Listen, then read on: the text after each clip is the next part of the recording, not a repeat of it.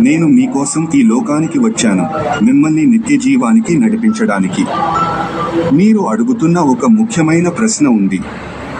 పరలోకంలో చేరాలంటే మనిషి ఈ భూమిపై ఎలా జీవించాలి? ఎలా జీవించకూడదు? ముందుగా ఎలా జీవించాలి?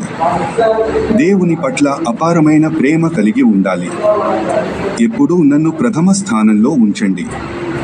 మిమ్ములను మీరు ఎంత ప్రేమిస్తారో అంతగా మీ పొరుగువారిని కూడా ప్రేమించండి. ద్వేషం, అసూయ, కోపం వీటిని హృదయంలో విత్తనాలుగా పెంచకండి. చిన్నవారిని, బలహీనుల్ని, ఆకలితో ఉన్నవారిని జాగ్రత్తగా చూసుకోండి.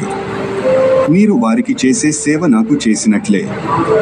మీ మాటలు మాధుర్యంతో ఉండాలి. మీ ప్రవర్తనలో నిజాయితీ, మీ చేతల్లో నీతి తేలాలి. క్షమించండి. ఇతరులు మిమ్మల్ని బాధ పెట్టినా, వారు పొరపాట్లు చేసినా నా కోసం క్షమించండి. ఎందుకంటే నేను మీకోసం తండ్రి సన్నిధిలో నిలబడి క్షమ కోరుతున్నాను కదా. ఈ లోకంలో గొప్పవారిగా మారేవారు పరలోకంలో చివరి వరుసలో నిలబడవచ్చు. కానీ చిన్నగా, సరళంగా నడిచేవారు నా రాజ్యంలో ముందుంటారు. ఎలా జీవించకూడదంటే, లాభం మీ హృదయాన్ని గెలవనీయకండి. సంపద మీదే అన్నట్లు పట్టుకోకండి. ఈ లోకంలోని సమస్తం తాత్కాలికం. అహంకారంలో మునిగిపోవద్దు. నేనే గొప్పవాడిని అని చెప్పుకునేవారు నా దగ్గర చిన్నవారిగా పరిగణించబడతారు. అన్యాయంతో, అబద్ధంతో, మోసంతో జీవించకండి.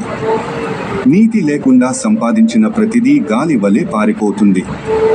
కోపం, ప్రతీకారం, ద్వేషం హృదయంలో నిలుపుకోవద్దు. ఇవి స్వర్గపు ద్వారాలను మూసివేస్తాయి. ఇతరులను తీర్పు చెప్పవద్దు. నా తండ్రి ఒక్కరే న్యాయాధిపతి. పరలోకానికి దారి విస్తారంగా లేదు. అది సన్నని మార్గం. ఆ మార్గం కఠినమై ఉన్నా ఆ చివరి నిత్య జీవం ఉంది.